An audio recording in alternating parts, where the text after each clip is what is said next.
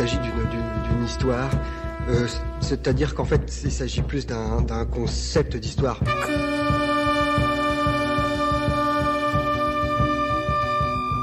La réponse à toutes les questions, c'est pourquoi.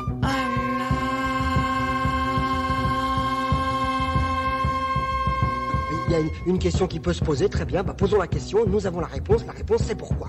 Radio.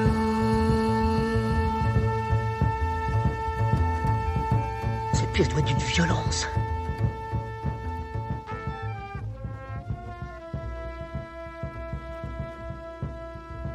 Eh bien, bonjour à tous, chers auditeurs et auditrices. On se retrouve dans un nouvel épisode de Comme à la radio, en compagnie de Louise et de Myria. Et aujourd'hui, on va vous parler d'une pièce de théâtre qu'on est allé voir juste avant les vacances qui se viennent de passer là, qui était Adélaïde et René. Donc c'est une pièce qu'on est allé voir à la Comédie de Saint-Étienne. Elle a une durée d'1h20 et elle est mise en scène par Alexis Djebel. On peut retrouver en comédien Riyad Ghemi et Christelle Zoubilaga qui interprètent du coup cette pièce. Mais du coup, une question vient tout de suite, ça parle de quoi Adélaïde et René ? Du coup, la pièce elle retrace un petit peu toute la vie de ce couple sur une durée du coup de 30 ans et on va voir un peu leurs moments forts comme leurs disputes. D'ailleurs, il y a beaucoup de disputes et voilà. Ok. T'as des trucs à rajouter, Louise, peut-être ? Non. Du coup, voilà, ça parle de ça, Adélaïde et René. Alors forcément, c'est une pièce de théâtre et elle a besoin de se démarquer. Et elle peut pas se démarquer uniquement par son histoire, parce que des histoires de couple comme ça, on en a vu beaucoup de fois, que ce soit au cinéma et même au théâtre. Même si on va pas régulièrement au théâtre, je pense l'histoire d'un couple qu'on suit sur une certaine durée, c'est pas non plus incroyable. Mais du coup, Adélaïde et René, il va pouvoir se démarquer par sa mise en scène.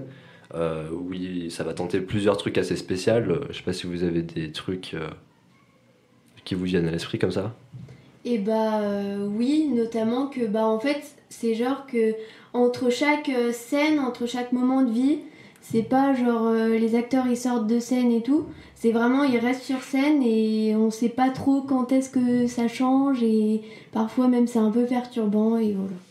Voilà, c'est ça, c'est assez minimaliste en fait, c'est-à-dire que c'est vraiment une scène, on a des projecteurs sur les côtés apparents et c'est juste les acteurs qui sont sur la scène pendant 1h20 parce que il y a un peu ce concept de plan séquence où du début à la fin on va pas lâcher les acteurs qui seront, enfin les comédiens qui seront sur scène tout le temps. C'est une performance incroyable hein. Voilà, il y a cette idée et puis voilà, c'est pour ça que c'est assez intéressant et vu que ça reprend plusieurs moments de vie en fait, c'est comme tu disais, il y a des transitions assez qu'on puisse pas tout de suite. Par exemple, Louise, toi il y avait ta petite sœur qui était là. Oui. Je me souviens qu'elle en parlait pendant la pièce. Elle disait quoi exactement ?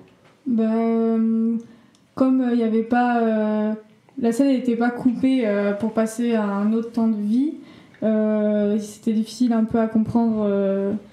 Fallait du temps entre chaque moment de vie pour comprendre. Du coup, moi, j'expliquais à ma petite sœur à chaque fois qu'on avait changé qu'on était passé à quelques années après. Voilà. Ouais, quelques années où des fois, il n'y a pas beaucoup de temps. Enfin, par exemple, je sais que vers le début, il y a une ellipse, qui est très courte finalement parce qu'on passe de début de soirée à fin de soirée. Et du coup cette ellipse elle va se faire dans le même temps qu'on pourra retrouver plus tard dans la pièce où on passera de Charlie Hebdo aux actions de Donald Trump, parce que c'est ça qui est intéressant aussi, c'est que du coup on va suivre le couple, mais on va suivre le couple pas que entre eux mais dans la société de manière plus générale, c'est-à-dire que on va les voir confrontés à des événements de société comme l'élection de Trump, Charlie Hebdo, les tours jumelles, par exemple. Ça permet aussi, nous, spectateurs, de nous repérer dans le temps par rapport à ces événements-là qu'on a vécu avant. Et du coup, ça vous évoque d'autres choses, cette mise en scène avec ces transitions, ou c'est à peu près tout? Moi, je trouve en tout cas que c'est une super idée. Parce que comme ça, c'est un peu original, ça rajoute un petit truc, voilà. Et ben moi, je vous propose qu'on passe directement à votre avis sur la pièce. Je sais pas si quelqu'un veut commencer entre vous deux. N'importe. Bon, vas-y. Moi, personnellement, j'ai bien aimé la pièce. Elle était intéressante. Oui, moi aussi, j'ai bien aimé. En plus, il y avait... Oui, c'était assez drôle. Parfois, il y avait un peu des trucs drôles. Mais ouais. Ouais, c'était drôle du coup. Je sais pas si vous, ça vous a rappelé des trucs. Par exemple, je sais pas, des trucs de votre vie ou de films ou d'autres pièces de théâtre, des textes vous avez pu lire. En soi, moi, je voyais un peu mes parents, quelquefois, dans leurs disputes. Ou, comme c'était vraiment... on va dire que les répliques, elles étaient hyper adaptées pour le spectateur. De fond, puis ça faisait qu'on pouvait un peu s'identifier à eux. Ouais, carrément. Ouais, voilà, c'est des trucs que potentiellement tout le monde est destiné à vivre. Oui, par exemple, il y a des questions de féminisme qui sont assez drôles où du coup on a Adélaïde qui reproche à René de pas faire grand chose. Et ça, je pense qu'on l'a tous vécu déjà une fois à la maison. Ouais, c'est ça. C'était assez accessible pour les spectateurs, quoi. Oui. On s'y reconnaissait et tout. Oui, parce qu'en fait, c'est ça, on représente pas un couple, enfin si, on représente un couple, mais ça aurait pu être n'importe quel couple, limite, des fois on se dit. Même si, bon, des fois il y a des trucs qui font qu'on se dit, bon, heureusement c'est pas mon couple. Il y a notamment des histoires de tromperie qui sont assez drôles. D'ailleurs, on avait un truc qu'on n'avait pas compris avec Louise. Il y a des trucs assez diffus qui se font du coup par rapport aux transitions qu'on comprend pas toujours. Et il y a un moment notamment où il y a une histoire de tromperie avec une coloc, un coloc. Et on relit des trucs alors que pas forcément, parce que le temps se dilue en fait dans nos têtes. On sait plus trop à quel moment s'est passé quoi en fait dans la scène. Sauf qu'après on retombe vite sur un autre événement, ça va. Ouais, et toi Liam, ça t'a fait penser Ça m'a quoi? Ça t'a fait penser à un truc mis à part forcément dans les histoires de couple comme ça, un petit peu, notamment toute la période du divorce. Moi ça, personnellement, ça me fait penser le truc de Bergman là. Scène de la vie conjugale de Bergman.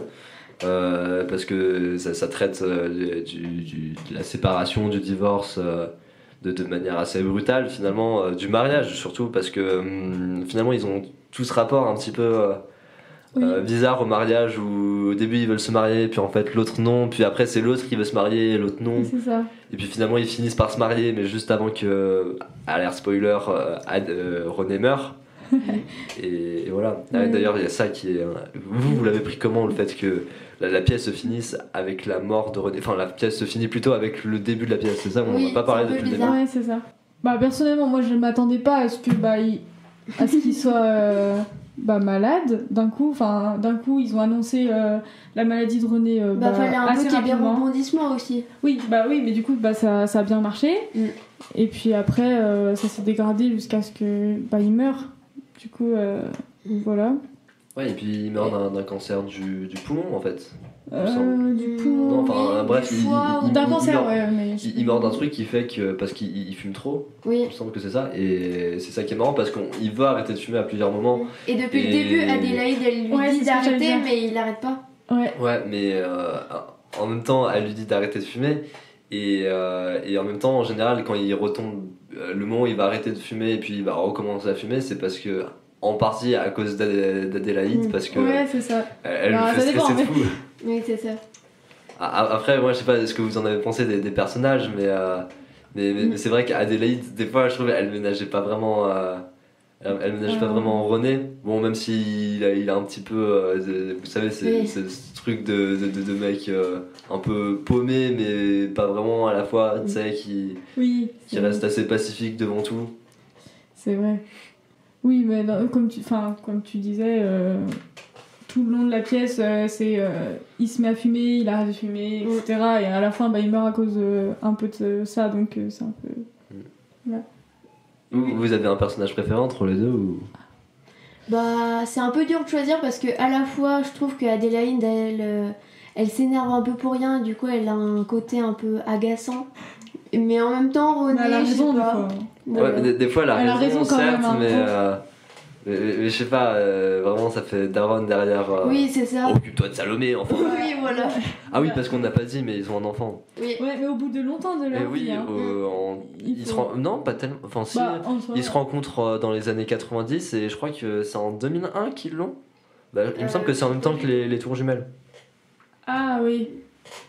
Ouais, mais du coup, ils ont un enfant. Mais le fait que Adélaïde soit un peu la mère derrière René, enfin René il fait pas trop d'efforts aussi à des moments de vie, hein. Enfin quand même, genre, pas.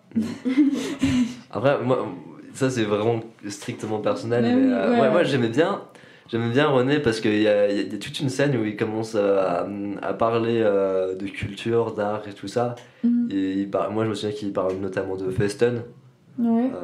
Et ça me faisait assez rire parce que là en fait on définit vraiment René comme un mec un peu ouvert à la culture et enfin un peu élitiste finalement, pendant que Adélaïde elle est très elle reste très sur terre par rapport à là.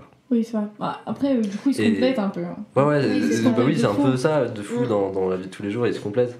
Enfin, bien que physiquement, je trouve. Ouais, physiquement, je sais pas, je trouve qu'il y avait une sorte d'alchimie. Ouais, c'est vrai. Mais même du coup, leur façon de penser, ça. Oui, ça s'accorde. Ouais, c'était bien. Je crois qu'on n'a pas parlé du fait qu'on fasse une boucle. Ouais, oui, parce que en fait, c'est assez marrant parce que quand on rentre dans la salle, du coup, Adélaïde est déjà présente sur scène, allongée. Ouais, toute seule. Et puis après, elle commence une sorte de monologue. On sait pas trop de quoi elle parle. On sait pas exactement de quoi elle parle. Et puis à la fin, on retrouve la même scène où elle se retrouve toute seule, encore une fois. Et là, cette fois, avec tout ce qui vient de se passer, on comprend de quoi elle parle. Ouais, elle reprend les propos du début et on comprend tout. Du coup, ça fait une boucle, dans la scène. Parce que le fait qu'au tout début on comprenne pas, ça va nous interpeller, on va essayer de comprendre tout au long de la scène, et comme et voilà, et du coup à la fin on comprend tout, donc c'est pas mal. Je crois qu'on a parlé. On a un peu fait le tour, je pense. Ouais. Voilà, après les souvenirs sont lointains, ça fait. Oui, c'est ça, ça fait déjà 3 semaines. Ça fait 3 semaines, ouais, putain, le temps passe vite. Qu'on l'a vu. Mais du coup, on l'a vu avec je crois qu'on n'a pas dit ça, mais on l'a vu avec la MJC, du coup, des Tilleuls. On leur dit merci. Oui. Et du coup, ils voudraient organiser des séances régulièrement en ce moment. Par exemple, là, la semaine prochaine. Si ça vous intéresse, vous pourriez venir à 18h30 directement à la MJC Tilleul pour manger, puis après vous irez voir du coup Je suis venu pour rien. Du coup, ça va être une autre pièce présentée à la Comédie où on présente 2 groupes de personnes, dont des adolescents traînant un petit peu devant un abribus et discutant, tu vois. Ouais. Et on suit un autre groupe d'ouvriers licenciés. Bon, ça, directement, ça me parle un peu moins, mais bon, pourquoi pas. Et voilà. Bon, malheureusement, nous, on pourra pas venir, mais moi, je vous encourage à venir. Il y a plein de places. Et de toute façon, il y aura plein d'autres dates. Il y aura plein d'autres dates avec d'autres spectacles. Donc, du coup, n'hésitez pas. Voilà. Et voilà. Et du coup, pour conclure, je vous invite à écouter, si ce podcast vous a plu, les autres épisodes comme à la radio, mais pas que, parce que la MJC Tilleul et sa radio est très complète et vous offre un large choix de divertissement. Vous pourrez retrouver ça sur radiotiel.org et sur toutes les plateformes de streaming, que ce soit SoundCloud, Deezer ou encore Spotify. Ouais. J'aime pas Spotify. Voilà. Bon, et sur ce, on vous remercie de nous avoir écoutés. Et puis, à la prochaine. Hein. Oui. À plus. Salut.